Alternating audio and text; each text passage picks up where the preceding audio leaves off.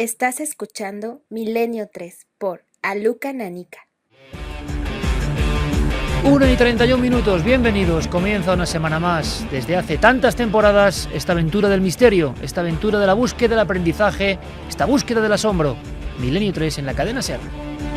Se encienden las turbinas del entusiasmo, de la ilusión, de las ganas por conocer. ¿Estáis ahí?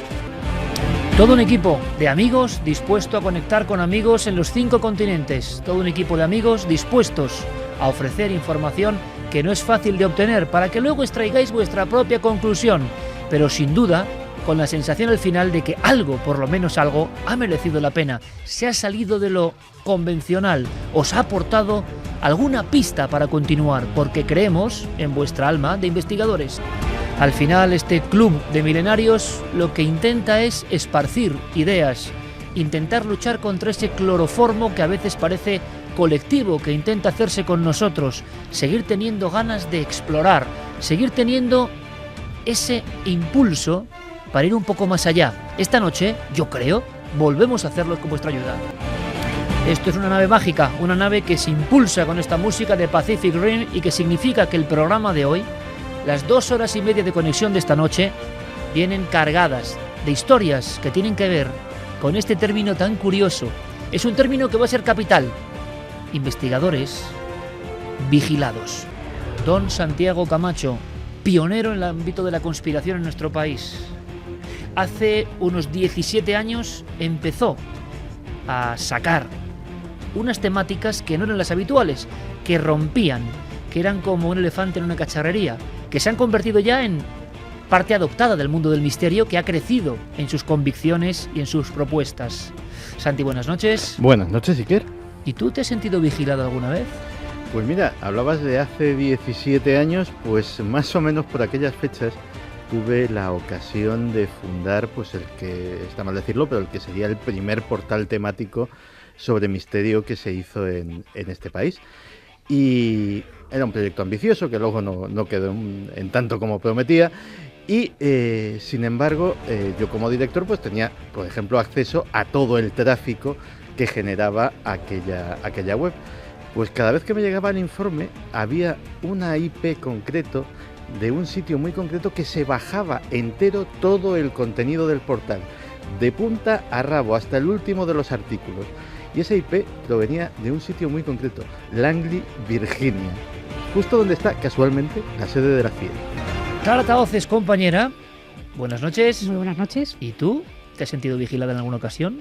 Vigilada como tal, no, pero sí que me pasó una cosa curiosa, que me di cuenta de que no era tan anónima como creía. Investigando un caso que además hemos comentado aquí en alguna ocasión, un caso muy desagradable, de un descuartizamiento con un tatuaje con un pentagrama invertido y 3 seises, una identidad que no se conocía. Yo fui a preguntar a la policía sobre esto, estaba en aquella época interesada por el tema del satanismo y al pedir información me encuentro con que la información que me devuelven es mía, en parte, y que sabían perfectamente de mis trabajos. Don Javier Pérez Campos, buenas noches, amigo. Muy buenas noches. ¿Y tú has sentido esa sombra que nos hace sospechar? Pues sí, y una de las veces que más me inquietó ocurrió hace 1 año y medio aproximadamente. Yo estaba preparando un reportaje para Cuarto Milenio de un importante tema ovni. Localicé a un testigo, a uno de los principales testigos de aquella historia. Hablé con él por teléfono, quedé con él desde Madrid en ir a verle el miércoles. Y cuando acudí a la cita, él en principio estaba dispuesto y cuando llegué allí me encuentro con la cerrazón. Dice que no quiere hablar, que está un poco asustado, que no quiere hacer más declaraciones y que aquel asunto estaba cerrado. Después de unos largos minutos que a mí se me hicieron eternos porque pensaba que me iba a ir de allí sin la declaración, me dice que al poco de recibir mi llamada, él recibió otra llamada de teléfono, cuando aún no había hablado siquiera con nadie de mi visita. Y lo que le dice esa voz, una voz desconocida, una voz que él no llega a identificar, simplemente es: aquel tema ya estaba cerrado, te recomendamos que no vuelvas a tocarlo. 1:37, yo creo que la noche viene fuerte. Luego va a estar un compañero que asegura que la vigilancia ha llegado casi al caso extremo. Queremos vuestra opinión. Carmen, buenas noches. Buenas madrugadas, Iker. ¿Y tú? ¿Te has sentido vigilada en alguna investigación después de tantos años buscando lo extraño? Yo creo que sí. Incluso, aunque no lo puedo asegurar, pinchazos de móvil. que es lo que más me aterra, ¿no? Porque ¿quién tiene la capacidad de pincharte el móvil cuando estás en determinadas investigaciones o cuando estás tratando determinados temas? Pues bueno, ahí lo dejo. ¿Quién puede ser que pinche los móviles de los investigadores? Y yo creo que tú también te has sentido vigilado, ¿no? Pero eso lo voy a contar dentro de un rato, si os parece. Con Fermín Agustín, Noel Calero, Diego Marañón, que, bueno, Diego en su búnker particular no puede sentirse vigilado. Tiene muchas capas de aislamiento, está en un lugar tan desconocido de la costa cantábrica que ni en la CIA, ni en Langley, en Virginia, pueden llegar hasta él. Fermín y Noel seguro que han tenido algún episodio, Guillermo León lo doy ya por hecho, y luego contaremos algunas cosas más, porque va a ser un elemento importante. Además vamos a hablar de apariciones, un lugar concreto que nos trae en pleno centro de Madrid Clara Tahoces. Vamos a hablar de temas que son un poco más desagradables, que también en la actualidad los toca. Vamos a buscar un barco fantasma, con una serie de historias que superan cualquier novela de barcos fantasmas y que ha ocurrido esta misma semana. Vamos a indagar en historias realmente extrañas, ocurridas en nuestro propio país y que parece que tienen que ver con nuestra propia historia, con una manipulación de la propia historia. También tenemos cosas que pasan en las carreteras, porque siguen llegando casos. Un montón de historias. ¿Estáis ahí? Comenzamos. 1:39, solo un dato más, por supuesto, Carmen, siempre vías abiertas y más para opinar sobre lo que nos va a contar Paco Pérez Avellán. Claro que sí, ya tenemos las líneas abiertas a través de las redes sociales, tanto en Twitter, en Facebook como en Google+, nos tienen que buscar como Nave del Misterio, y nuestro correo electrónico por si quieren mandarnos un mensaje más largo, milenio3 con número @cadenaser.com. Por supuesto, en navedelmisterio.com, donde hay una gran polémica o revuelta, porque a Juan Villa ni más ni menos se le ha ocurrido hacer una estrella de Belén milenaria. Eso quizá un Dios lo cuente él, pero me ha parecido una idea maravillosa, porque ¿por qué no? La estrella de Belén pudo ser un ovni. En navedelmisterio.com, en ikerjiménez.com, en todas las webs que comparten esta filosofía, ahí tenéis toda la información. Diego y Guillermo, y Juan también, por supuesto, con todos los contenidos de todo lo que hacemos. Y ese contenido tiene que informar obligatoriamente de ese concepto: vigilancia. La vigilancia inquieta, la vigilancia no es agradable, porque muchas veces intuimos que el que vigila es más poderoso que el vigilado. Y veréis, no es fácil desentrañar este pedazo de la historia de España, pero os pido toda la atención, tanto al equipo como, por supuesto, a los oyentes, porque yo intuyo que hay algo importante aquí. No sé hasta qué punto, sé que se puede hasta discrepar, pero hay algo que tiene una enorme fuerza en esta primera historia.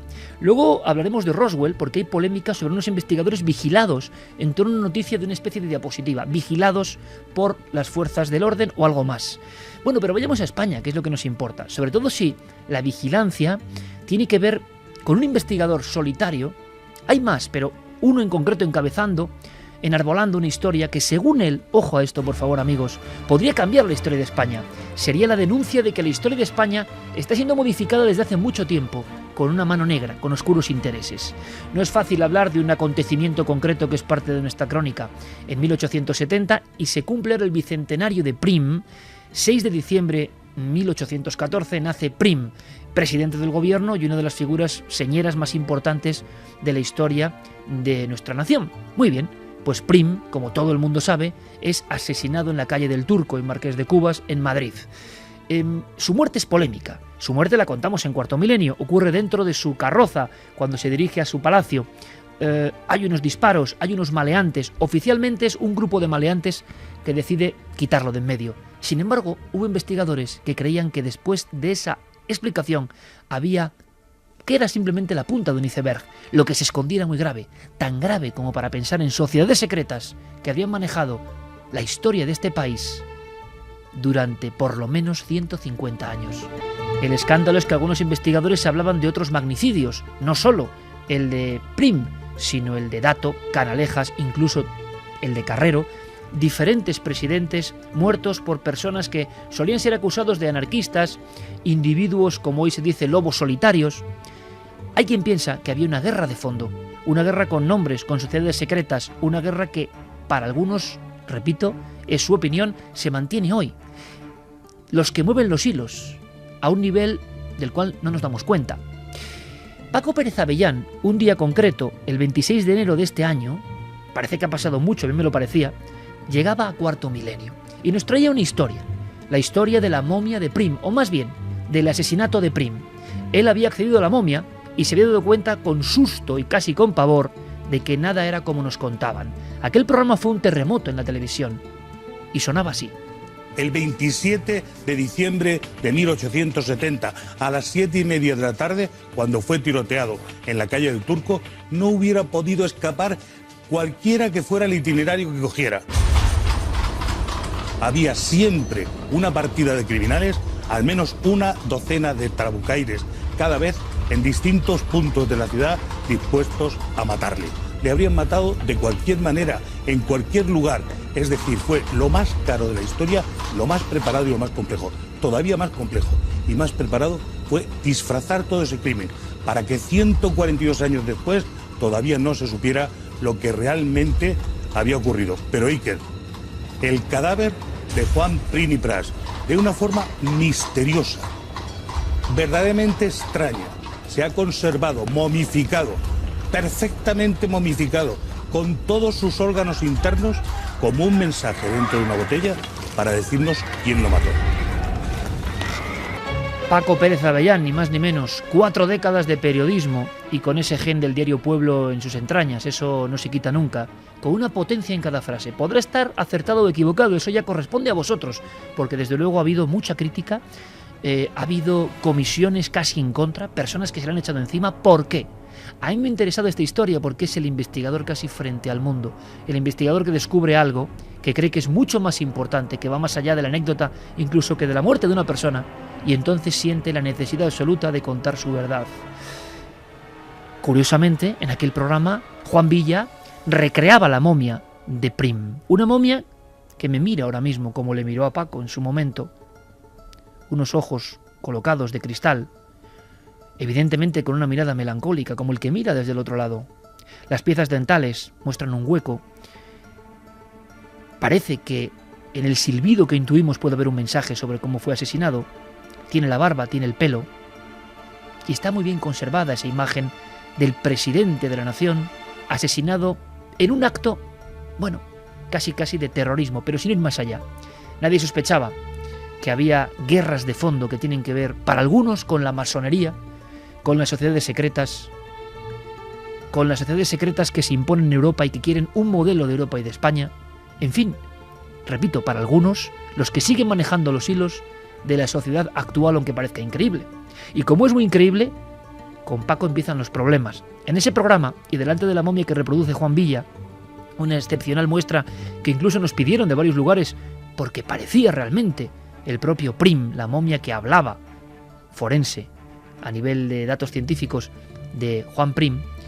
Resulta que la investigadora María del Mar Robledo, forense de reconocido prestigio, es la que junto a Paco y otros profesionales empieza a analizar la muerte. La muerte oficialmente fue una infección, fue un disparo, le provoca una dolencia. Prim tiene 3 días para redactar una serie de documentos, para tomar ciertas medidas, para hacer ciertas cosas. Lo que al parecer descubre Paco es que no hubo 3 días, que hubo una muerte inmediata, que la muerte ocurrió dentro de Palacio, que los propios consejeros de Prim o personas más cercanas lo estrangulan a lazo en la cama y que solo su momia tenía ese secreto, pero todo había sido tapado y bien tapado. ¿Por qué? Porque siempre, según estos investigadores, la mano negra de la secta, la mano negra de la sociedad secreta, la mano negra de quien sea, estaba ya infiltrada en el poder y quería dar un giro a la historia de España que Prim no permitía. Lo que ocurre es que al parecer estos grupúsculos han seguido actuando de la misma forma, modificando la historia de España hasta, según dice por ejemplo Paco Pérez Avellán, ahí es nada, Carrero Blanco. Ayer mismo, 1973, cuando interesa actuar de cierta forma y dar un giro a la historia, se da sin complicaciones. ¿Es ficción o es realidad? No nos lo podemos creer porque estamos ya muy dormidos, o es realmente una exageración. La forense María del Mar Robledo, con la momia de Prim, nos lo explicaba en vivo. Para ella no había la menor duda. Son unas marcas compatibles con un método de asfixia mecánica que es el estrangulamiento a lazo. Estas marcas, lo primero que pensamos, por nuestra experiencia en criminalística y en muertes violentas, tanto del doctor Cousuras como la mía, es que esto era producto de un estrangulamiento. Y me diréis, ¿y qué tiene que ver todo esto, Iker, con vigilado, con perseguido?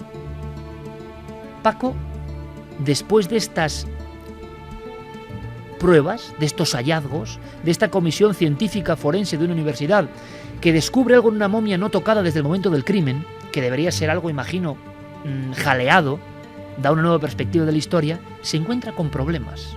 Problemas que resumía en aquella emisión de Cuarto Milenio como intuyendo lo que estaba por venir. He sido perseguido por fuerzas ocultas, he perdido trabajos, he perdido oportunidades en un momento determinado y yo creo que tiene que ver con este misterio oculto por fin descubierto. Se trata de quién y por qué mataron a Juan Prim Pras, marqués de los Castillejos, gran vencedor, y no solo vencedor, el autor, entre otros, de haber cogido los cañones con los que están fundidos los leones del Congreso de los Diputados en España. Juan Prim Pras es una figura señera, nuestro soldado más valiente y también el hombre más cobardemente asesinado de la historia, con el crimen más perpetrado y más caro que se haya cometido jamás, y la primera vez que se convierte un magnicidio en un hecho industrial. Nos dijo Paco Pérez Avellán, equivocado o no, la opinión siempre libre la vuestra. Nosotros, como él, como periodistas de investigación, ponemos los datos que él dice haber obtenido con documentos, eso es cierto, con una comisión de primer nivel. ¿Qué ha pasado para que todo se tuerza? ¿Cómo es posible que un compañero que ha estado con nosotros de colaborador siempre cercano al programa por su gran capacidad como sabueso de los sucesos desde el inicio de Milenio 3 o de Cuarto Milenio, qué le ha pasado para que diga que perseguido, amenazado, acosado, le han quitado trabajos? ¿Tan grave es lo que pasa en la momia de una persona asesinada o muerta hace 150 años casi? Suena extraño. ¿Será que el secreto de esa muerte se prolonga en los poderes de hoy? Sería muy grave. Pero yo os pido, por tanto, amigos, que escuchéis muy atentamente a estas horas de la noche, que luego extraigáis vuestra conclusión, porque no es cuestión de historia ni de detalles, no vamos a profundizar en ellos. Me interesa más la aventura personal de un periodista. La momia profanada es su último libro, Prim, la momia profanada. Ya hizo uno, Matar a Prim, sobre la historia, de enorme éxito en Planeta, pero ahora, en una pequeña editorial, Poebooks saca Prim, la momia profanada. Yo he empezado a leerlo esta semana y os lo aseguro, he sentido un extraño cosquilleo. Puede que sea información para especialistas, de acuerdo, pero me da la impresión de que es la titánica lucha de un hombre que quiere alzar una voz. Él ha visto esa momia y cree en ello. Y de pronto, todo el mundo se ha echado encima. Si todo el mundo se ha echado encima, ¿por qué es? ¿Qué ocurre? Paco Pérez Avellán, buenas noches. Hola, buenas noches, Iker. Gracias por estar aquí. Mira, de verdad que sí, me impresiona el asunto de Prim, la momia profanada, tu libro. Es un libro de un periodista, dices, un investigador solitario. ¿Te has encontrado muy solo, Paco, en esta odisea? Absolutamente solo, es decir, aquí cuando yo llego a la universidad, que nunca pensé acabar dando clase en ella, se me llama, como suele suceder en Estados Unidos, pero aquí casi nunca, desde la vida civil, desde el trabajo habitual y continuo, se es reclamado por la universidad que yo aporte lo que conozco sobre la investigación y sobre el periodismo en general y en especial en la criminología, a la que me he dedicado, como bien decías, 4 décadas. Y entonces, bueno, con mucha ilusión me pongo a ello e intento llevar la investigación a la universidad desde el punto de vista que yo conozco, hacer una auténtica escuela de investigadores. Y ponemos en marcha hacer una investigación real, sobre el terreno. ¿Dónde lo hacemos? Sobre el hecho más misterioso de la historia de España, el asesinato de Juan Prim Pras. ¿Qué es lo que te encuentras? ¿Cuál es el aldabonazo? De repente algo no encaja con todo lo que la historia oficial había contado, ¿no? Mira, lo apasionante, Iker, es llegar al tanatorio de Reus y encontrarse que la directora del tanatorio te dice: es que este señor, como era masón, sus ataúdes están llenos de referencias masónicas. Y a mí casi me entra la risa, porque durante toda mi vida, y especialmente durante mi juventud, he oído hablar del contubernio judeo-masónico. Y dije, bueno, esto es una cosa del pasado. ¿Qué va, Iker? Es una cosa totalmente viva. Está ahí, es un enorme misterio. No es la masonería esta que podríamos hablar de exposición, de escuela de filosofía, sino la masonería que mató a Prim. Y a partir de ese momento empiezan a pasar cosas extrañas, misteriosas, amenazantes. yo me encuentro, en principio, con la posibilidad única de sacar a Prim de un tercer ataúd, porque estaba encerrado en 3 ataúdes, en realidad escondido, porque se trataba de esconder un auténtico crimen. El cuerpo estaba retorcido, atornillado, la barbilla estaba absolutamente sobre el pecho para que no pudiera verse el cuello. ¿Por qué? Porque este tercer ataúd tenía una ventana, por la cual, si había algún tipo de movimiento o traslado, podría verse al final la causa del asesinato, la estrangulación, lo que hoy se trata absolutamente de esconder. Bueno, entonces yo intento que podamos hacer un trabajo de análisis sobre esta momia con los métodos que hoy día la ciencia permite en el siglo XXI, y lo consigo. A partir de ese momento, Iker, todo van a ser problemas, dificultades, intentos de división dentro de la Comisión de Investigación PRIN, presiones de todo tipo, tratándome de ocultar y también, sobre todo y fundamentalmente, de amedrentar o de quitar la idea de seguir adelante. ¿Quiénes mataron a Prim y con qué objetivo? Sin ninguna duda, los que mataron a Prim eran enemigos también feroces de los Borbones. En fin, nosotros hemos aplicado las técnicas que aplica el FBI a una investigación pionera en España, y por tanto lo que tenemos es la ciencia y el conocimiento de que eso fue como nosotros decimos. Y naturalmente eso nos ha llevado a los asesinos de Prim, de forma que no pueden escapar. ¿Quién mató a Prim?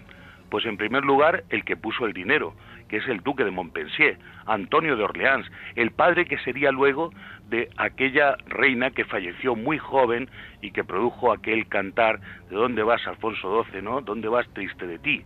Pues bueno, este fue el primero que puso el dinero porque quería ser rey de España y Prim era su principal obstáculo.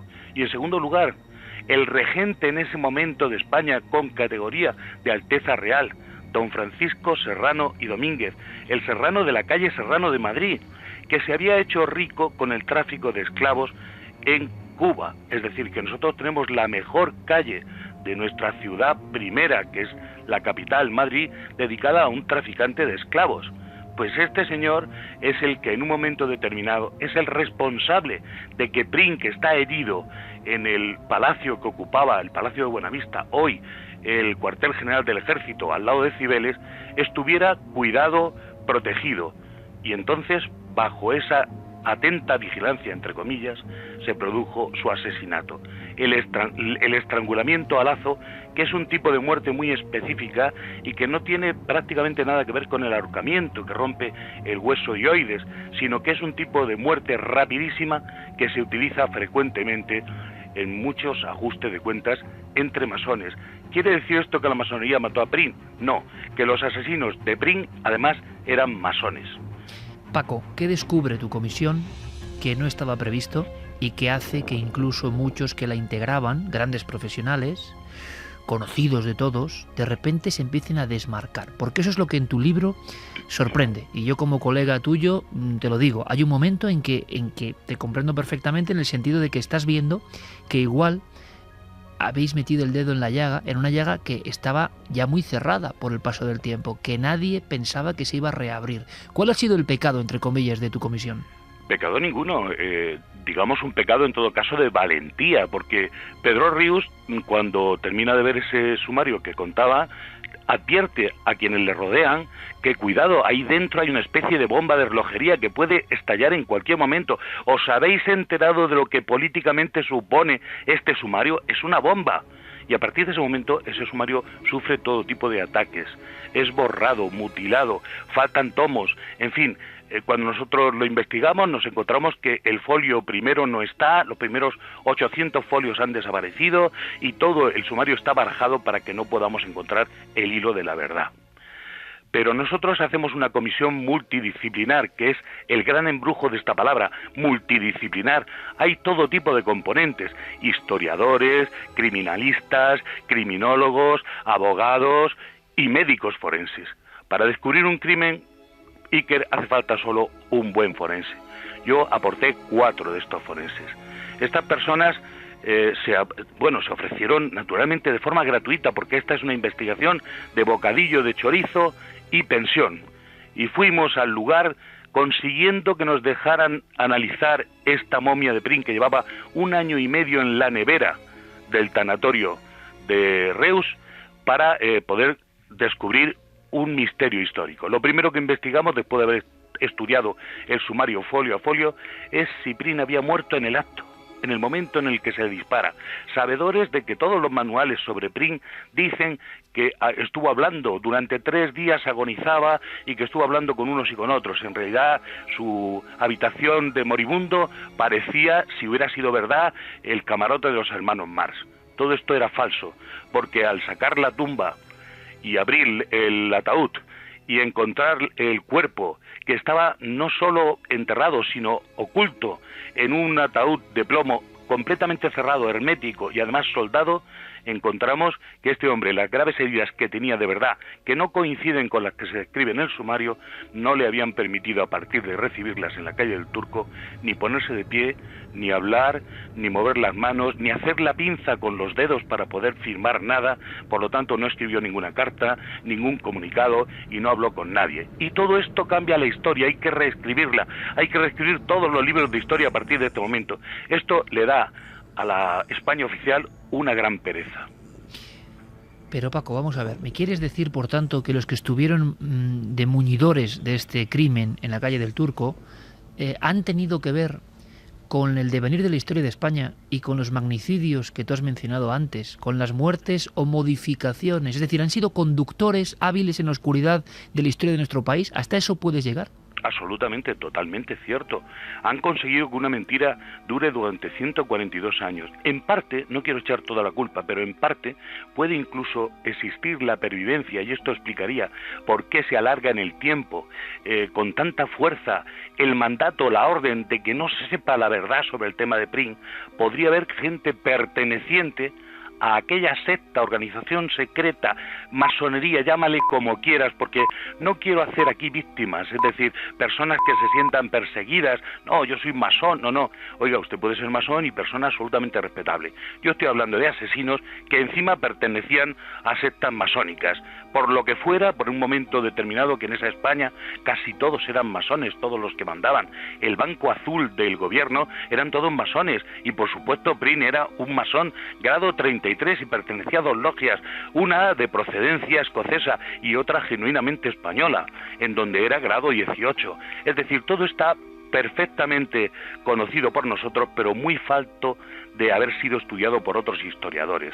Entonces nos encontramos a que el misterio ha continuado porque hay mucha gente interesada, enemigos de la verdad, porque la verdad no se difunda entre nuestro pueblo y no conozcamos la historia que hemos vivido. Dato, Canalejas, Carrero, esa mano negra en forma de secta, de sociedad poderosa, ¿ha seguido operando durante más de un siglo? ¿Sigue operando hoy, Paco? Fíjate que después de matar a Prim, en la calle del Turco hay otros 2 intentos de asesinar a otros 2 personas muy relevantes en la política española. Uno de ellos es Ruiz Zorrilla y otro es Amadeo I, que es también disparado en el centro de Madrid. Cuando Cánovas muere, mucha gente que estaba muy vigente y con gran poder en el momento que muere Prim, sigue vigente y teniendo poder. Es decir, que hay una continuidad en todo esto. ¿Cuál es el hilo argumental? Pues es una cosa que nosotros dejamos perfectamente en nuestra investigación encauzada, que se puede entender a partir de ahora, y que por eso digo que hay una llave que desde el magnicidio de Prim, que es el primero, explica hasta el último, de momento, por ahora, que es el de Carrero Blanco. ¿En qué momento te empezaste a sentir solo, Paco, en esta historia? ¿En qué momento viste que lo que tenía muy buenos resultados, en tu libro, repito, Prim, la momia profanada, que recomendamos como aventura personal de un periodista, más allá incluso de la propia investigación? Yo quiero hacer mención a esto, ¿no? Cuando el periodista solitario se enfrenta al mundo. A mí eso me parece una batalla heroica, y como todo lo heroico es digno del respeto y la admiración. Y luego cada uno que piense lo que quiera. Pero ahí está Paco frente al mundo. ¿En qué momento, Paco, empiezas a pensar que esas buenas noticias de un inicio te hablaban, muchos especialistas, de que esto iba a ser la gran bomba? Todo el mundo lo jaleaba y de repente empieza a torcerse todo, empiezan a surgir ataques. ¿En qué momento empiezas a encontrarte navegando en este barco un poco solo? Que no está ocurriendo lo que tú esperabas. En primer lugar, tenemos que saber que hay un terreno abonado. En nuestro país apenas se hace investigación. Cuando nosotros presentamos estas investigaciones, vimos que las otras universidades no habían preparado investigaciones de este tipo, que era una cosa insólita, novedosa. Y por supuesto existe un estamento oficial que está opuesto a cualquier innovación, y naturalmente una clase de supuestos investigadores, no digo todos porque hay honrosísimas excepciones en la historia, que no quieren conocer nada nuevo, sino simplemente recoger los frutos del pasado, volverlos a repetir una y otra vez y dar lecciones de una cosa que se cae en cuanto empiezas a rascar, que es lo que hicimos nosotros. ¿Cuándo me sentí verdaderamente solo? Al terminar el examen de la momia de Prim en el quirófano del Sant Joan de Reus, en este magnífico hospital que es súper moderno y está absolutamente preparado para cualquier contingencia con unos magníficos profesionales, allí me di cuenta de que parte de mi equipo forense no había reparado en los daños que Prim tenía en el cuello ni en la herida de la espalda, y esto me escandalizó. Quienes me comentaron qué es lo que eso podía ser, porque no todo lo hicieron, me dejaron totalmente frío, sentí un gran escalofrío, me di cuenta de que en este equipo había personas que no querían llegar al final, porque naturalmente llegar al final era enfrentarse al poder que no quiere que esto se sepa, poder poderoso y a veces secreto. Hay un instante en que incluso las pruebas, personas que se han comprometido en esa investigación, que todas tienen un mismo sentido del rumbo, ¿no?, de llegar a saber la verdad, aparentemente, según tú denuncias en tu libro, empiezan pues como a faltar pruebas, a ocultarse, a no llegar los análisis. Por ejemplo, el asunto tan de novela pero real, Paco, según nos cuentas, de los frascos masónicos de Prim. ¿Qué ha pasado con todo eso? Yo tengo las fotos de esos frascos, o sea, es decir, yo estaba allí cuando los conseguimos, cuando los encontramos. Yo fui el que abrió aquella enorme caja de plomo cerrada, completamente a cal y canto, imposible de conocer si no era abriéndola con una sierra radial. En esa habían 3 frascos en perfecto estado de revista y de una manera verdaderamente misteriosa, haciendo un icono, recordándolo, lo que es el gran símbolo masónico de todos los tiempos, no la pirámide perfecta, ¿no? Y 2 de esos frascos estaban debajo de las axilas y el tercero entre las piernas de Prim. Estos frascos tenían elementos en suspensión, sustancias que al catedrático de medicina legal que estaba con nosotros, una persona con mucha experiencia, con muchas autopsias a las espaldas y que conocía perfectamente de lo que hablaba, dijo que eran elementos en suspensión orgánicos. Quizá el dedo que le faltaba a Prim, quizá otras partes del cuerpo que se dejaron allí en un líquido ambarino que probablemente era el que creaba aquella atmósfera de olor, un olor muy especial, no un olor malo, sino un olor penetrante y que asustaba un poco cuando abríamos al principio el ataúd sin haberlo llegado todavía a destapar por completo. Bien, pues entonces estos frascos quedaron en poder de los directivos del año Prim, que iban a encargarse de hacer un análisis en el laboratorio adecuado. Pero nunca volvimos a saber nada de ello. Nos llegó de mala manera y además a regañadientes que eran probablemente frascos de olor. Yo no digo que no olieran, porque olían perfectamente y que podrían tener una de sus misiones, las de crear un buen ambiente, por decirlo entre comillas, a la hora de estar presentes ante el cuerpo de Prim, pero significaban mucho más.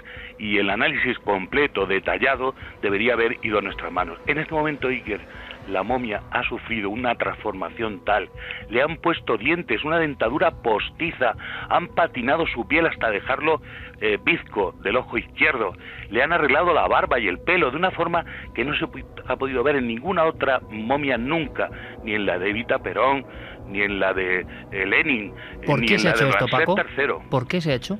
Yo he preguntado, no me han sabido decir. Algunos, los más atrevidos, me han dicho que es lo que se hace habitualmente con las momias, pero yo nunca he visto que se le pongan dientes a una momia, que no los va a poder necesitar para nunca. Y además que no lo necesitaba ni siquiera para tener un buen aspecto, un aspecto visible. Es un acto absolutamente innecesario. ¿Se quiere seguir borrando las pruebas, en tu opinión, Paco? ¿Se quiere seguir ocultando la realidad de esa marca en el cuello o qué? ¿Por qué se hace esto? Pues mira, las intenciones no sé cuáles son, pero el resultado es inequívoco. Iker, lo que han hecho es destrozar completamente el cuerpo de Prim para ninguna otra nueva investigación científica que pudiera darse con métodos todavía más avanzados que estos que nosotros hemos empleado, la tomografía axial o la radiografía o la endoscopia, en fin, todo lo que nosotros hemos hecho sin estropear la momia, sin que fuera una terapia invasiva para conocer y evitar la maldad de la mentira, ¿no? Pero ahora sí que ya la han invalidado por completo y ningún estudio puede ser convincente porque se ha roto toda cadena de custodia y todo respeto a la momia. Se ha profanado. Paco, ¿en qué momento empiezas a tener complicaciones profesionales, personales? Este área también me interesa. ¿En qué momento ves que has ido demasiado lejos y cómo se refleja eso en tu vida cotidiana? No, pero yo no, en absoluto no tengo sensación de haber llegado demasiado lejos. Yo estoy haciendo lo que debo hacer, cumpliendo con mi deber de periodista. Hubo un momento en el que yo elegí conocer la verdad y llegar hasta el fondo, y siempre lo he hecho en todos mis trabajos profesionales. Mi vida profesional da fe de todo esto. Se crea una sociedad que se llama Sociedad Bicentenario de Prim 2014, en la que hay exministros, hay personas supuestamente muy importantes, muchos de ellos jubilados, que pretenden hacer una celebración folclórica de Prim, a las cuales acaba molestando, aunque en principio nos vamos a liar, y la Comisión de Investigación Prim ofrece al presidente de esta sociedad que sea vicepresidente de la nuestra para que una sociedad se apoye en la otra. Empiezan a distanciarse, al final el presidente nunca acude a nuestras reuniones, ni toma posesión de su cargo, porque él se da cuenta de una cosa: nosotros no somos una comisión al uso, no venimos a hacernos una foto con la momia de Prim y ya está, como tantas investigaciones supuestamente históricas e importantes. Nosotros íbamos a llegar hasta el final, porque yo soy una especie de Rottweiler, yo no suelto cuando muerdo, nunca suelto, es decir, como periodista voy hasta el final, no hay nada que pactar conmigo, o sea, yo no me rindo, es decir, yo quiero saber qué le pasó a Prim. Puedo equivocarme, Iker, naturalmente que sí, pero ya me he preocupado yo de rodearme de los mejores y, por supuesto, valorar correctamente y con el consenso de los demás qué es lo que hicimos y dar estas informaciones que hemos ido proporcionando en el momento adecuado, con ninguna precipitación. Nunca hemos pretendido ningún lucro económico, ni conseguir con esto absolutamente ningún bien para ninguno de nosotros. Esto era sencillamente promover la investigación en España, que tan necesitada está de tener I+D, y por supuesto también la alianza de las universidades para la investigación, porque la universidad está muy necesitada de grandes investigadores. Y yo no he descubierto a lo largo de este trabajo nada más que unos cuantos forofos de verdad dispuestos a entregarse, como en este caso. Y algunos, en un momento determinado, al pensar que van a estropearse sus planes personales o su buena fama, porque claro, al ser discutidos en un momento determinado, ser valientes y estar en contra de una opinión interesada, eso puede dañarles en su prestigio y también en su apreciación económica. ¿Has tenido presiones de algún tipo después de toda esta odisea, Paco? De todo tipo. En la universidad en la que yo estaba, el rector, la dueña, toda esta gente fue presionada una y mil veces. Ellos ignoraban que ninguna de estas cosas me iba a hacer cambiar de opinión, porque yo no soy un universitario al uso. Yo no estaba allí esperando que la universidad resolviera mis problemas personales o me diera de comer. Abandoné y aparté mi carrera periodística para entregarme a los alumnos. Eso lo pueden dar fe, porque lo que yo he hecho en toda esta investigación es llevar a los alumnos en todo momento, tanto al estudio del sumario, después a lo que queda de la escena del crimen de Prim, que es pues el coche en el que viajaba, la ropa que está manchada de sangre, todo esto que está en el Museo del Ejército en Toledo, y después de estudiar y hacer el CSI, pasar todas las luces de Wood y echar luminol y hacer todas estas cosas que hay que hacer para extraer todas las pruebas de una escena del crimen, nos fuimos finalmente y conseguimos, que era bastante difícil, extraer la momia, el cuerpo, que no sabíamos que era una momia en tan buen grado de conservación, para hacer la etapa final. A todo esto vinieron los alumnos.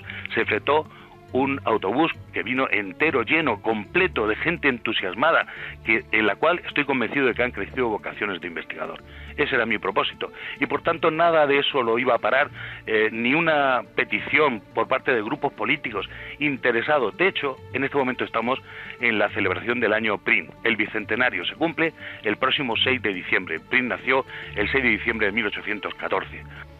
¿Has tenido problemas a nivel de trabajo? ¿Te han quitado trabajos? ¿Te han quitado posicionamiento en los medios? ¿Te han quitado elementos importantes para ti a raíz de ser un poco la nota discordante en la historia de Prim? Sí, es decir, me han prohibido, sencillamente en España, cuando estaba la dictadura, tenía riesgo de ir a la cárcel, lo cual era algo valiente para ti, te convertía en un héroe y era hasta incluso satisfactorio a nivel personal, estabas haciendo lo que querías y estabas dispuesto a arriesgar lo que fuera. En este caso lo que hacen es sencillamente dejan de llamarte. Yo colaboraba en varios sitios, en varias televisiones, en muchas tertulias, en muchos programas, en algunos de ellos he sido absolutamente vetado, y en periódicos donde escribía con asiduidad no se me ha vuelto a llamar.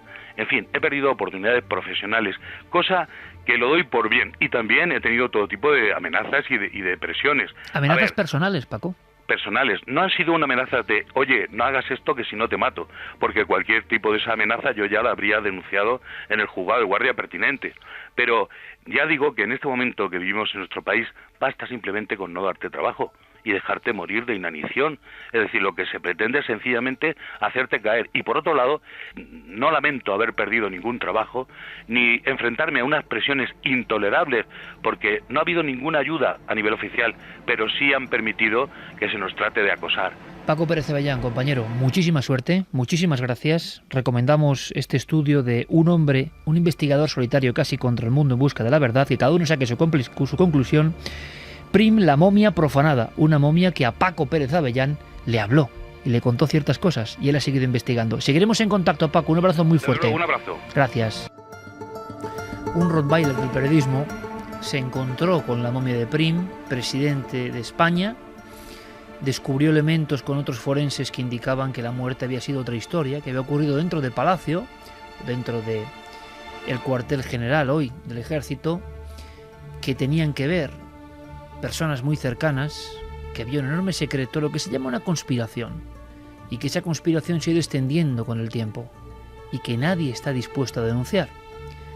Paco comentaba, con esa fuerza que le caracteriza, como aquel que se cae del caballo, ¿no? Como San Pablo camino de Damasco, pero a la inversa.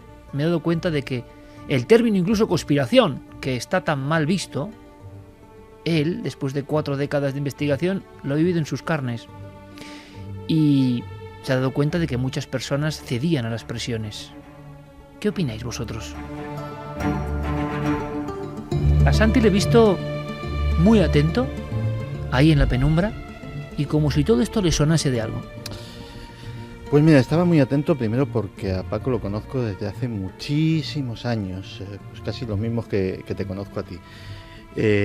Porque sé que de su criterio, sé que es una persona en absoluto dogmática, le he visto rectificar en innumerables ocasiones de una verdad que él pensaba que tenía, y cuando los datos han contradecido absolutamente lo que él pensaba, se ha echado atrás y ha dicho, el caso Alcácer, por ejemplo, estaba equivocado, esto no era así, estos señores que me decían tenían absolutamente la razón. Y jamás le he visto tan convencido de algo como esta noche, o como en todo este proceso de Prim, que lo llevamos siguiendo efectivamente desde hace tiempo. Para decirle a Paco, pues lo primero que bravo porque acaba de tomarse de alguna forma la pastilla roja, acaba de traspasar el umbral. Lo hemos hablado algunas veces, y muchas veces él me decía, no tío, tus cosas de conspiranoico, y se está dando cuenta de cómo funciona una parte del mundo. ¿Qué es la pastilla roja? La pastilla roja se está dando cuenta de que el mundo no funciona como realmente la versión oficial nos dice que funciona. Fíjate si se la ha tomado bien y la está digiriendo con fundamento, que cuando dice estos señores que pertenecían a la masonería, y no quiero decir que la masonería estuviera detrás del asesinato de Prim, se ha dado cuenta de una cosa que yo, porque realmente no tiene nombre, lo llamo la camarilla. La camarilla son los que hacen realmente las conspiraciones, y la camarilla no es la masonería, no es la iglesia, no es determinadas organizaciones religiosas o incluso determinados bancos. No, la camarilla son personas que están inmersas en esas organizaciones y que al margen de esas organizaciones tienen agendas personales para acrecentar su poder personal, para transformar la sociedad en su beneficio o en función de sus ideales, etcétera, etcétera. Y realmente se está dando cuenta de que, por ejemplo, lo que pretende hacer, que pretende ni más ni menos que reescribir la historia. Paco, la historia está escrita con letras de fuego en las tablas de Moisés. Eso ya no hay quien lo cambie. Descubras lo que descubras. Y eso, que yo lo he tenido clarísimo siempre, lo está descubriendo ahora mismo Paco Pérez Avellán y lo está sufriendo en sus carnes. Santiago Camacho habla de esa pastilla roja, esa caída del velo y de esa historia tan inamovible. Lo contaba muy bien Paco Pérez Avellán. Yo creo que esto nos interesa a todos y a todos vosotros que nos escucháis. ¿Por qué? Porque no es el caso de Prima en concreto, si al final eso es lo de menos. Es la acción-reacción. Y como el sistema X es rotundo, rocoso, y no va a venir nadie para cambiarlo. Trasladad la momia de Prim y un asesinato de un presidente español por cualquier otra cuestión. ¿Alguien va a poner en solfa al sistema? Lo que estamos viendo es que alguien se queda solo, muy solo. Clara. Sí, precisamente una de las frases que me ha impresionado de Paco, al que le mando un abrazo muy fuerte. ¿Te ha impresionado? ¿Qué es lo que contaba Paco? Sí, me ha impresionado, me ha impresionado todo, ¿no? Pero una frase en concreto que ha dicho que cuando tú le has preguntado que en qué momento se empieza a sentirse solo, ¿no? En esa comisión, y es cuando descubren, ¿no?, que llegar al final era enfrentarse al poder. Y al final lo que subyace es el miedo. Porque efectivamente, como ha dicho Santiago, que ahora sepamos que fue asesinado en un complot, bueno, esto ya no va a cambiar nada. Es decir, lo que ha pasado y la historia es como es ahora mismo, en el momento que es, puede dar un vuelco en el futuro, pero lo que ha pasado ya no va a cambiar.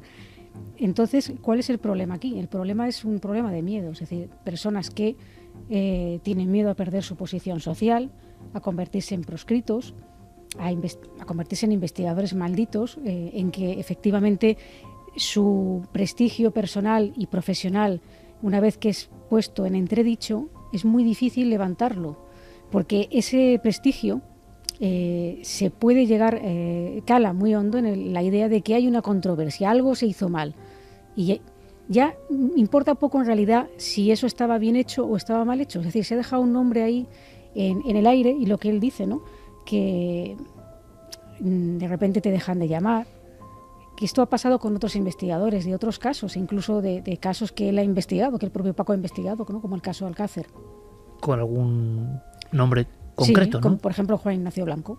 Juan Ignacio Blanco pasó de ser un reputado criminólogo, periodista de sucesos que participaba en diferentes programas de radio, que él tenía su propio programa de radio, que tú perfectamente conoces y que tú has estado allí, y en Telecinco, etcétera, y a raíz de ese caso es cuando todo empieza a descontrolarse, y al final lo que queda, lo que subyace es que, bueno, tal vez Juan Ignacio Blanco se excedió, ¿no?, pero quizá lo que él quería averiguar, su investigación llegó a un punto en el que cruzó una línea en el que el miedo, ya no solamente lo que le puedan amenazar a él, sino el miedo que rodea a las personas, que a veces no es necesariamente el miedo a que te voy a matar, es que simplemente te conviertes en un punto negro, en algo que no se debe tocar.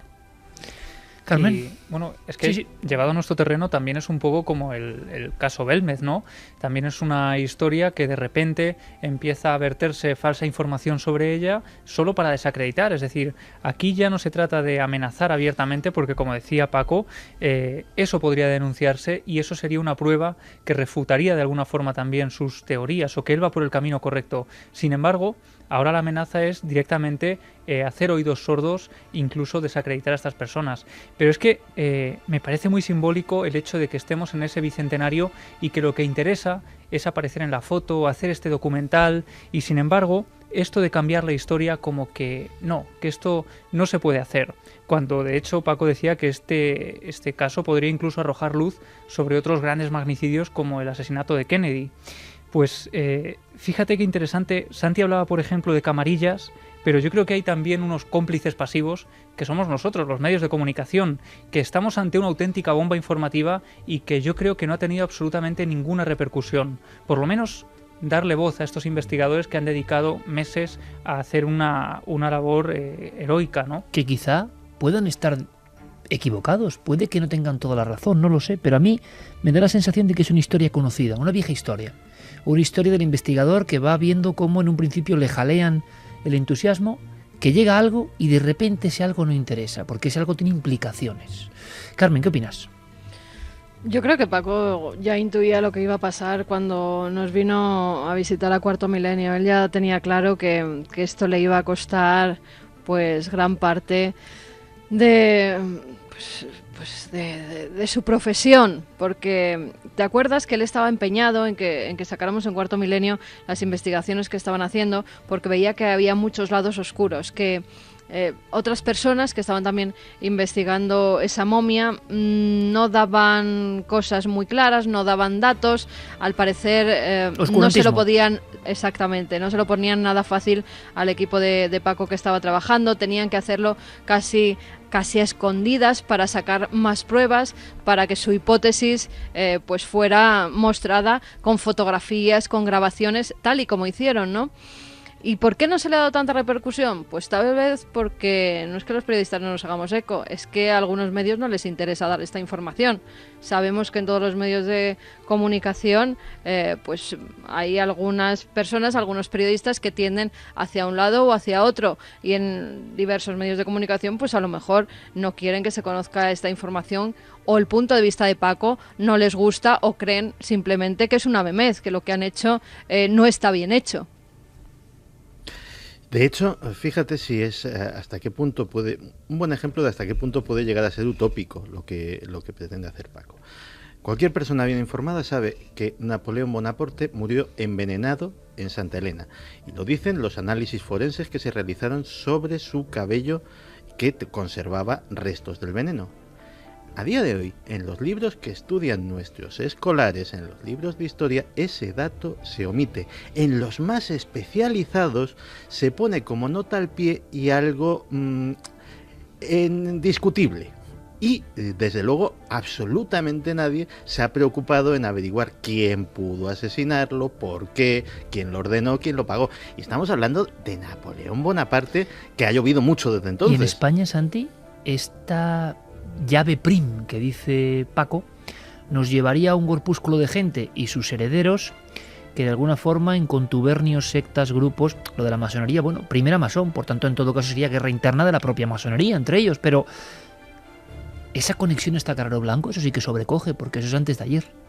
Sí, y supongo que a lo que se refiere Paco es que evidentemente siempre no tienen por qué ser los mismos titulares, ni con los mismos ideales, ni con los mismos propósitos, pero que siempre hay una camarilla, una mano oscura detrás del poder que se ampara en diversas instituciones, como puede ser la masonería, como puede ser una organización religiosa, como puede ser la propia iglesia, etcétera, etcétera, y que desde ahí han manejado los hilos ocultos de la historia. Me lo puedo creer. Es más, o sea, la propia historia del asesinato de Carrero Blanco tiene huecos por los que cabe un transatlántico. Y hasta ahora tampoco nadie se lo ha cuestionado seriamente. Como mucho, pues se han hecho reportajes, se han hecho trabajos como los que hicimos en Cuarto Milenio, en el ámbito periodístico y a un nivel muy superficial, si se permite la autocrítica. Pero desde luego nadie se ha molestado en pagar a unos investigadores académicos, universitarios, etcétera, etcétera, que intenten indagar sobre todo eso. Por otro lado, he dicho otra palabra, investigadores académicos universitarios. Con el mundo académico ha tropezado también el bueno del señor Pérez Avellán. Buen mundo. Mundo de egos, mundo de intereses, mundo de favores y mundo de ¿qué? De camarillas. ¿Qué dice el público, nuestros oyentes, Carmen? Pues mira, lo conspiranoia dice: cuando se deja de ser tibio se abren puertas, se es molesto para el sistema, benditas pastillas rojas. Entidad oscura, los investigadores del misterio siempre han tenido y tendrán que remar contracorriente en un mundo que no admite ir más allá. José dice: nos entretienen con noticias superfluas y nos ocultan lo verdaderamente importante. Deja de ser el nuestro un Estado de Derecho. Juan Manuel Noriega Cobo, una vez más la marca España, las presiones políticas, el misterio y la corrupción mantienen la verdad oculta. Aitzi dice: amenazas, trabas, presiones. Me parece vergonzoso que haya perdido oportunidades laborales por este motivo, pero esto es España. Álvaro Martín: al fin y al cabo, ese debería ser el propósito del periodismo, un oficio en busca de la verdad profunda. David la pena de nuestra sociedad a los que realmente buscan la verdad, o se les compra o amenaza. Entidad oscura, esto me recuerda cuando se habló de los científicos que sufrieron accidentes, entre comillas, por investigar cosas prohibidas hace tiempo en Milenio 3. Blanca Oriol, me encanta la honestidad de Paco Pérez Avellán, sin miedo, solamente conocer la verdad, la verdadera investigación y profesionalidad. Efraín Valverde, a mí el asesinato de Prim me sorprendió, pero ver su momia también conservada me sorprendió más. Dave Jones, el llamado líquido podría ser formalina o algún tipo de ungüento resina. Antonio Rubio, gracias a Milenio 3 puedo aprender la historia conspiranoica profunda de la que no cuentan en la universidad. Montaña Sánchez, cuántas cosas nos habrán ocultado a lo largo de la historia de España y que por desgracia nunca se sabrán. Clarence, la verdad no se quiere decir nunca porque es mejor mantener al pueblo ciego y reescribir lo que no interesa. Lo que ocurre, sí, correcto. Raquel nos dice cómo se puede cambiar los hechos, mentiras, pero siempre sale la verdad por muchos años que pasen. Y Claudia Domingo, como pasa muchas veces, no les interesa sacar la verdad porque detrás hay gente importante con poder implicada. Lo que ocurre es que claro, es muy difícil enfrentarse a lo establecido. Esto se llama paradigma, una verdad absolutamente inmóvil. Todos tenemos experiencia con esa verdad inmóvil, con proponer algo. Ojo, a veces podemos equivocarnos, pero ¿cuántos tienen la verdad y tampoco pueden traspasar el umbral? Y entonces los libros siguen contando lo mismo, las historias se siguen replicando de la misma forma, el corta y pega que se critica de Internet o de la realidad existe exactamente igual cuando no había Internet en los libros antiguos. Cuando uno indaga en un tema que le gusta, ve sombras a veces que son o por vagancia, dice uno, este historiador copió al otro y no fue más allá, o porque hay un interés. Y por otro lado, ese peligro que yo siempre digo, ¿no? Por un lado, creerte todo lo conspiranoico es tan poco sabio como creerte todo lo oficial. Pero sin embargo la red ha hecho evidentemente, y esto debe ser un problema, que la información fluya. Y mucha información no oficial está calando en la gente, y en gente bien preparada. La momia de Prim es un elemento más que vais a investigar a partir de esta noche. Nosotros lo estamos haciendo para que vosotros sigáis investigando. Yo no sé si Paco tiene la gran clave y si Prim fue estrangulado o no. No lo puedo saber. No soy un forense. Lo que sí sé es que el impacto y la emoción se entienden enseguida. El impacto y la fuerza se entienden enseguida.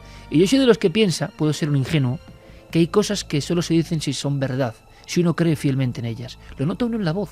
Cuando uno negocia con alguien, cuando uno discute con alguien, cuando uno le piden algo y se sorprenden porque saben que no se pueden pedir ciertas cosas a gente que se mueve con dignidad, sale ese argumento que el falsario, el mediocre, el burócrata no puede emplear. Hay una fuerza en quien cree tener la verdad. ¿Puede ser la verdad última real? ¿Dónde está la verdad? Vamos a hacer una cosa. Diego, compañero, buenas noches. ¿Qué tal?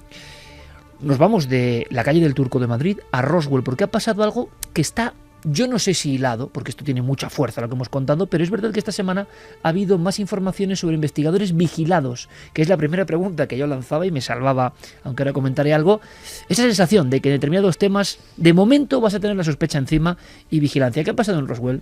Bueno, el revuelo en los ambientes ufológicos de la red Iker a estas horas es importante, aunque en realidad todo esto tiene un regusto que nos es un poco familiar. Es como si de repente volviésemos a 1995 y en el ambiente hubiese conceptos como Roswell, diapositiva, autopsia, Kodak, a que todo esto nos trae recuerdos a todos. Nos suena, son como términos de estos de los más buscados ahora mismo. Bueno, pues añade a todo eso un supuesto episodio de espionaje a los investigadores implicados y desde luego ya tenemos un cóctel que ríete tú de la mejor película. Pero si quieres te explico un poco los antecedentes de todo esto. Los rumores se llevan sucediendo desde hace unos 2 años y que el titular sería algo así como: existen una o varias diapositivas que se tomaron en Roswell en 1947 y que esta vez sí, o eso se dice, mostrarían al auténtico ser supuestamente extraterrestre que se habría recuperado entonces. La información parte de un círculo de investigadores, ellos se hacen llamar el Dream Team, en este asunto. Son investigadores realmente muy reputados y que llevan muchísimos años siguiendo todos estos temas, sobre todo Roswell. Estarían reuniendo pruebas ahora mismo y preparando el anuncio para hacer público este asunto en un par de meses. Eso en teoría, porque desde hace ya mucho tiempo esa liberación de las imágenes se viene aplazando. El caso, Iker, es que desde hace una semana, cuando se celebró una conferencia en la American University en Washington, bueno, Tom Carey, que es un ufólogo norteamericano, que está especializado desde hace muchísimo tiempo en el caso Roswell, como te digo, habló sobre este material y explicó varias cosas. Por ejemplo, explicó su origen. Se sabe que estas diapositivas se habrían localizado durante una mudanza y que sus propietarios habrían sido el matrimonio Rey.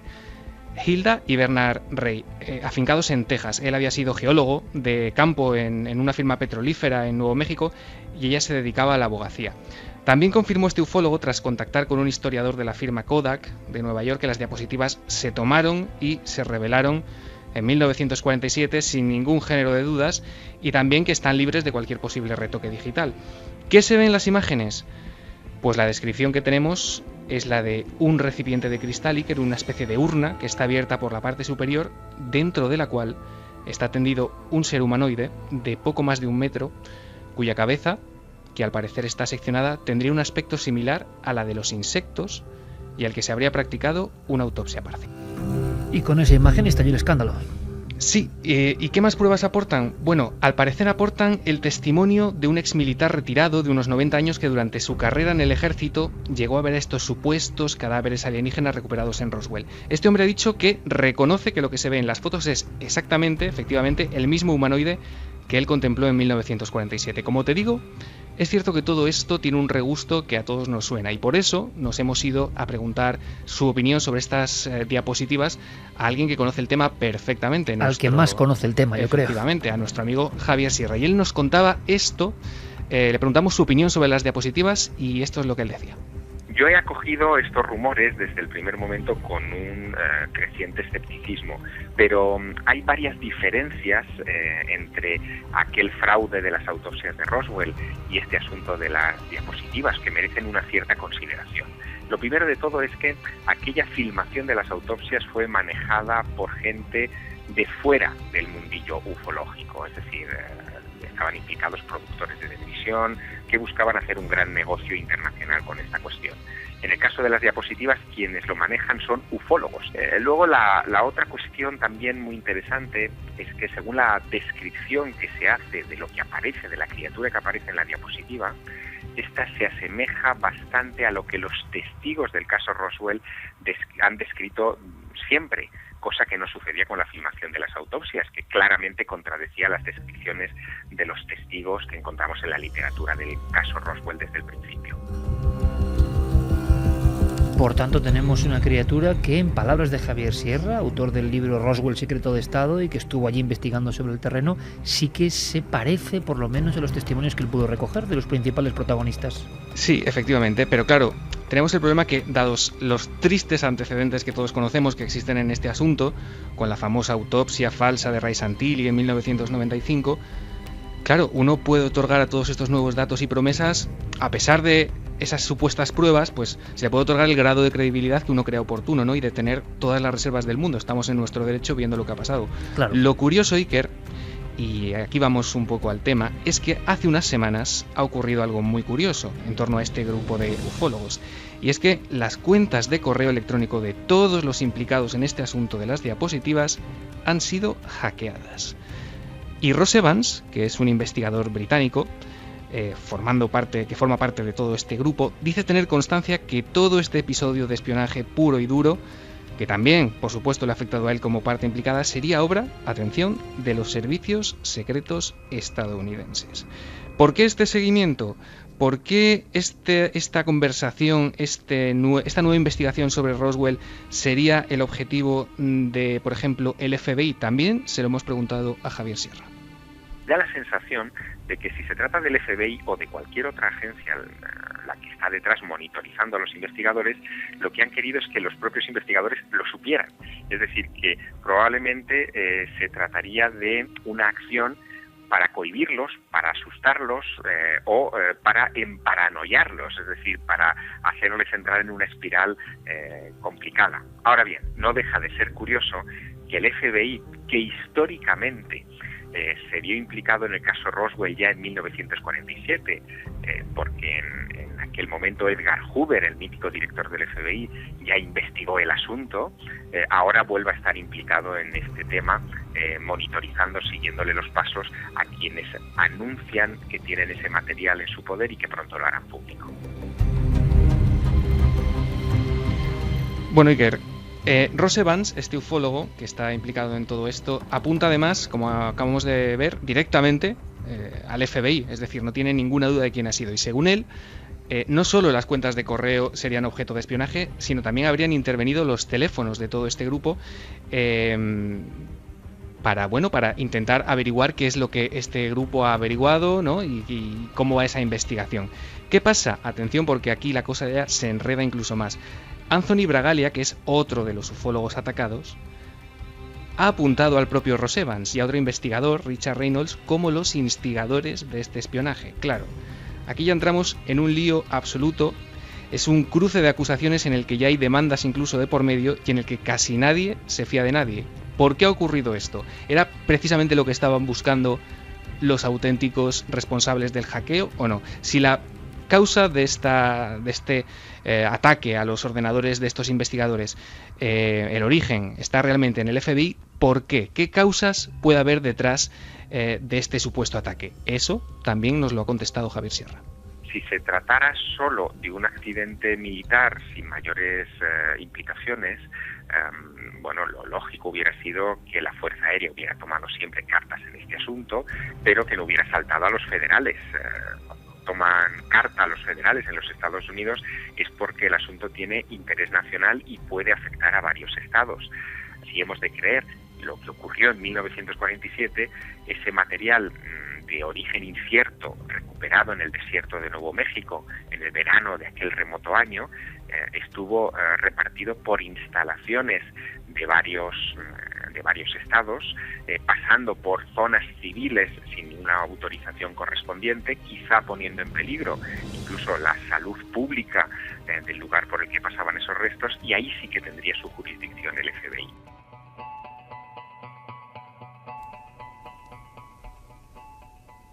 Esta es la historia. Espionaje, contraespionaje, vigilancia. Yo os decía que también había sentido la sombra de la sospecha, ¿no? La escena que me viene a la mente, hay muchas. Algunas con un caso célebre que en su día investigué durante mucho tiempo y a recuperar unos informes de un hospital y que sean arrancados antes de que tú llegues. Eso es tan gráfico que si lo vives es también tomarte un poco la pastilla roja, ¿no?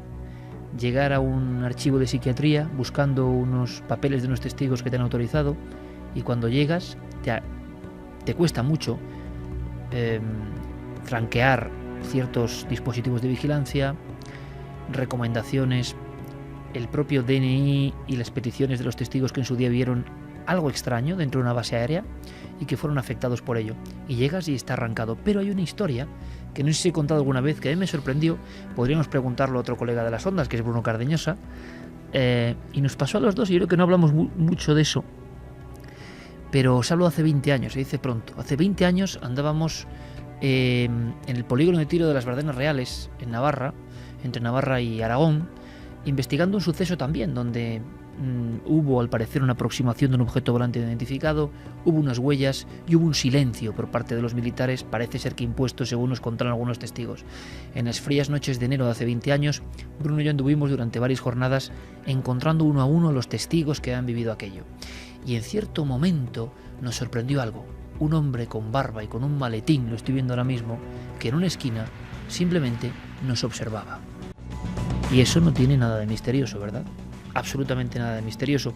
Publicamos el reportaje en su día, mano a mano, sobre lo que habíamos investigado y averiguado. Desde luego era un golpe nuevo sobre un suceso que siempre se había contado en informes, pero no se había visto la cara de los protagonistas.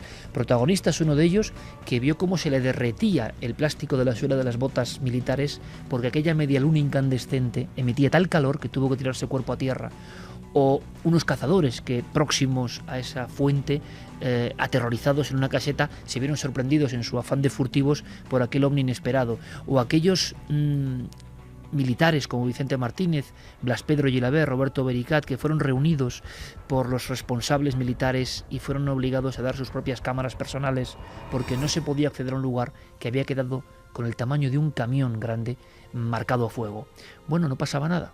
Lo que pasa es que en pleno barrio de Salamanca, yendo Bruno y yo hablando de este tema, curiosamente, nos encontramos con alguien a nuestra espalda. Es Madrid, el mismo hombre, la misma barba, el mismo maletín. Una simple casualidad, pues, ¿por qué no? Yo recuerdo perfectamente que nos giramos y con cierto riesgo incluso nos dio por salir detrás de él porque él rápidamente al vernos huyó. No sé, se le podía preguntar a Bruno si lo recuerda, pero la verdad es que fue una escena que no he vivido a ese nivel o no he sido consciente, porque en ese momento parece que, bueno, nos encontramos con alguien que estaba en las Bardenas Reales y estaba en Madrid. Curioso, ¿verdad? Pues no tan curioso, porque a mí me pasó una cosa muy parecida. Creo que te lo contaba por encima hace un rato. Estaba visitando en su domicilio, hace muchísimos años también, a un personaje muy conocido en la comunidad ufológica, testigo, muy afín al mundo del contactismo, y que era buen amigo en aquel momento, y pasé una jornada pues tranquila, o sea, de charlar. Iba con mi novia de aquella época, y estábamos sentados en una terraza muy característica del sitio donde vivía esta persona, y no dejaba de llamarme la atención un personaje, camisa blanca, gafas de sol, de espejo, que nos miraba constantemente y tal, pero no le di más importancia.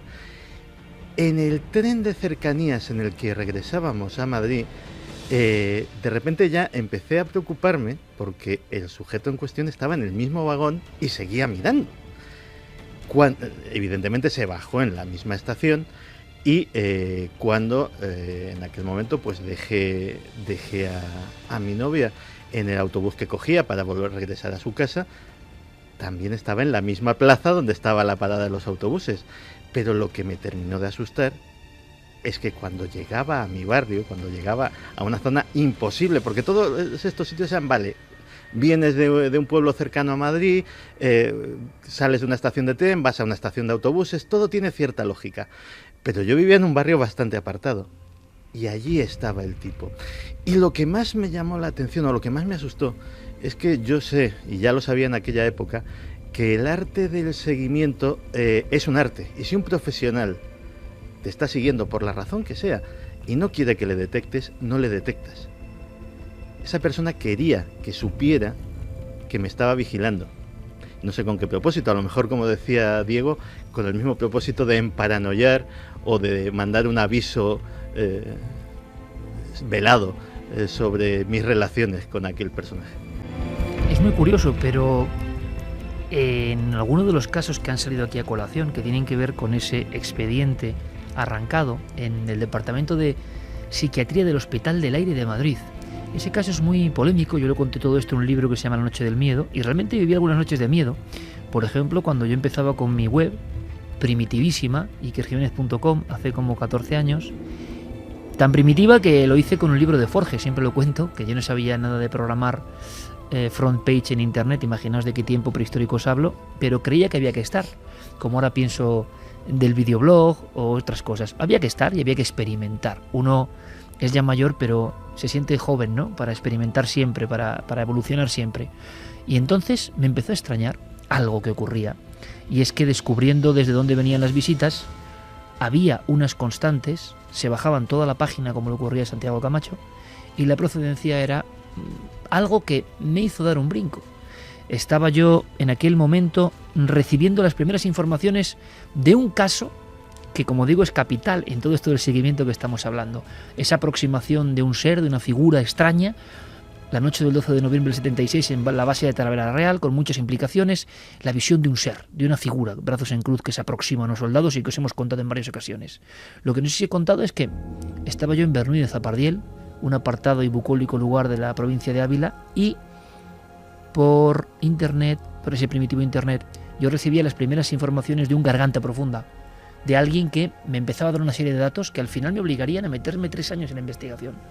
Bueno, desde ese día, un terminal o un servidor absorbía toda la web, visitaba todas las páginas, se descargaba todo el contenido de una web tan inocente como la que hacía yo en ese tiempo.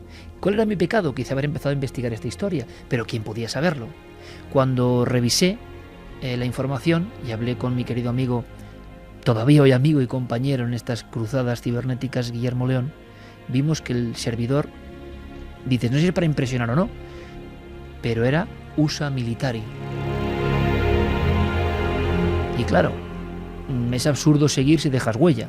Igual dejas huella para verlo, ¿no?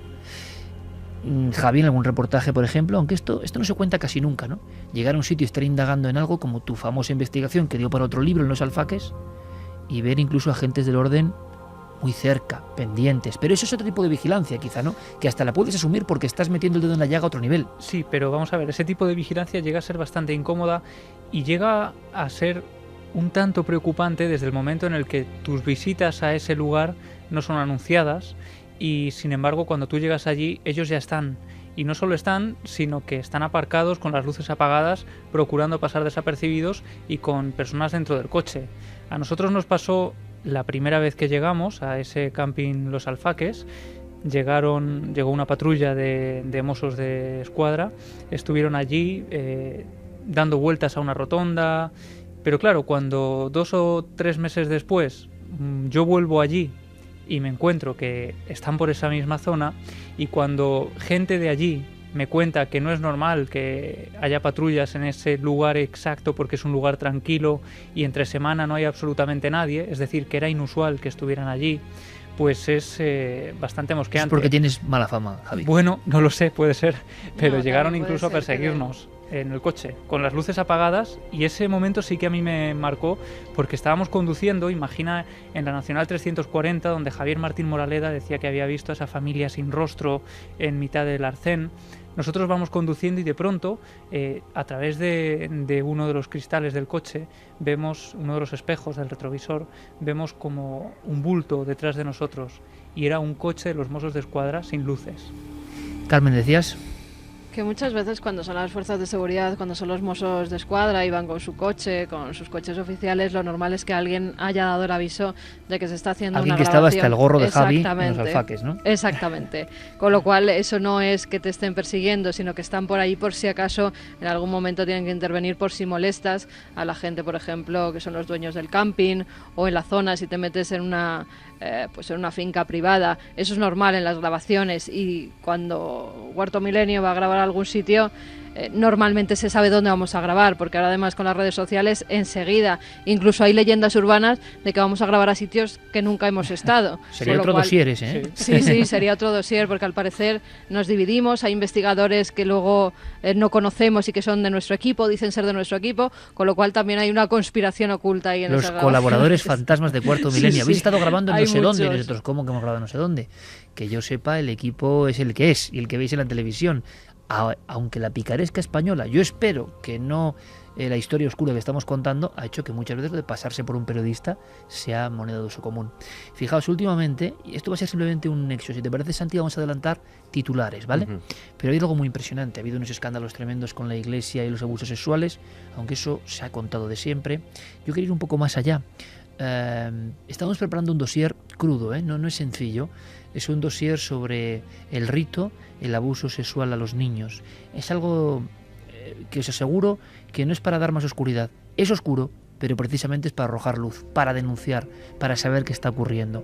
Ya no es quedarnos en el tema de lo criminológico, de lo desviado, de lo perturbado, de ir un poco más allá, porque siempre se ha hablado de ritos, de grupos de poder, de personas precisamente de las camarillas que a veces han hecho ritos con niños. Me decía Santi que esto se remontaba hasta la antigüedad, antes de las iglesias, antes de las religiones. En ritos antiquísimos ya se utilizaban los niños. Hombre, nosotros hemos estado, ¿verdad, Carmen?, en el Topet de Cartago, donde están las tumbas de los niños sacrificados, y dices, ¿por qué? En honor a Baal. Porque cuando uno entra en ese lugar, se le encoge el alma. Ve que son figuras de niños de piedra, que están hechos tumba, hechos sepultura, y que fueron arrojados a los dioses, ¿de acuerdo? Con el paso del tiempo eso se ha ido perfeccionando, porque cada vez hay más noticias de pederastia, de abusos sexuales, con un componente de ritualística, ojo. Ya no voy solo a los casos, a ver si nos entendemos todos, ¿no?, de abusos sexuales que por desgracia han ocurrido siempre, traumatizando las vidas. No. Los que acuden al abuso sexual para rito oscuro, para proveerse de cierta fuerza y de cierta creencia. La sociedad secreta que utiliza el abuso, incluso a veces la muerte de niños. Es terrible, pero hay que tocarlo por todo lo que está ocurriendo, porque nos demandáis información. Esto es un adelanto. Es Enrique de Vicente. Yo creo que las palabras que suelta aquí Enrique, el maestro, convulsionan, Como siempre, podéis estar de acuerdo o no, pero su misión es hacer despertar, provocar un agitamiento. Y nosotros nos comprometemos a investigar un poco más. Puede que sea uno de esos temas tabú, realmente, todavía hoy. Nosotros no queremos contar lo que cuenta todo el mundo. Vamos un poco más allá. Nos arriesgamos a ir un poco más allá porque queremos, como dice Enrique, despertar. Aunque los casos de perversión de menores son noticia de forma permanente, la pederastia es algo que siempre ha existido. En cualquier país, incluido España, siempre se han dado abusos sexuales en el seno de las propias familias. Pero ahora esta práctica se ha democratizado y convertido en una adicción creciente que parece extenderse como una plaga. Es un fenómeno terrible que ha sido animado por la sexualización creciente de nuestra sociedad y por el acceso a todo tipo de contenidos pornográficos que Internet pone al alcance de cualquiera. Esta práctica ha sido frecuente entre el clero de diferentes confesiones religiosas, especialmente en aquellas que, como la católica, tienen el celibato como norma. Pero si Benedicto XVI inició una política de mano dura con este tipo de abusos, Francisco ha sido el primer papa que desde un primer momento ha declarado la guerra a esta plaga perversora. Recientemente llegó incluso a comparar estos actos con las misas negras. Y no es solo una forma de hablar, porque abundan las pruebas de que la perversión de menores es practicada y promovida por satanistas, siguiendo su principio según el cual hay que liberarse de las represiones y dar rienda suelta a la ley del deseo y del más fuerte. En mi opinión, todo esto tiene una trascendencia mucho más terrible de lo que aparenta, porque la pederastia es exactamente lo opuesto a lo que predicó Jesucristo, quien nos dio un solo mandamiento, que era el amor, e invitó a sus seguidores a ser puros, insistiendo en que solo quienes sean como niños entrarán en el reino de los cielos. Muy por el contrario, cada pederasta quiebra la inocencia de varios niños de los que abusa, convirtiendo a algunos de ellos en futuros posibles abusadores, merced al trauma que imprime este acto en sus psiquismos. Es pues una siembra diabólica. No hay forma más terrible y eficaz de ennegrecer el futuro y de corromper nuestra gran esperanza, que son los niños. Tenlo claro, no estamos hablando solo de una enfermedad, sino de una epidemia terrible y contagiosa, inoculada y fomentada por fuerzas oscuras cuyo principal interés es que la humanidad continúe encadenada a la materia, al dolor y a las tinieblas. ¡Despierta! Pienso que estas columnas de Enrique Despierta son para notar, de verdad, ¿eh? Lo que ha soltado Enrique, repito, porque es como un torbellino, ¿no? Que dar su opinión avanzada sobre un tema es brutal. En ningún lugar vais a escuchar términos como siembra diabólica, que si lo analizáis de verdad, un poco más allá de la pátina de superficialidad que nos invade, es que es la realidad. La lucha entre la oscuridad y la luz. Quienes todavía se mueven y encima con sonrisa ufana, sin saber a dónde se puede llegar, con aquello de haz lo que desees, ¿no? Sin ningún tipo de norma ni de ética, haz lo que desees, lo que te pida el cuerpo, y el bombardeo permanente para acudir a ese mundo denso de la materialidad constante, y el poco apego a la elevación, que es más sacrificada evidentemente, la purificación, el pensamiento positivo, espiritual en el buen sentido, yo creo, siempre lo digo. Pero Santi está trabajando en el asunto y es para sobrecogernos. Pero repito, es que el programa no es para hacer pasar miedo ni terrores, y esto sí que da terror.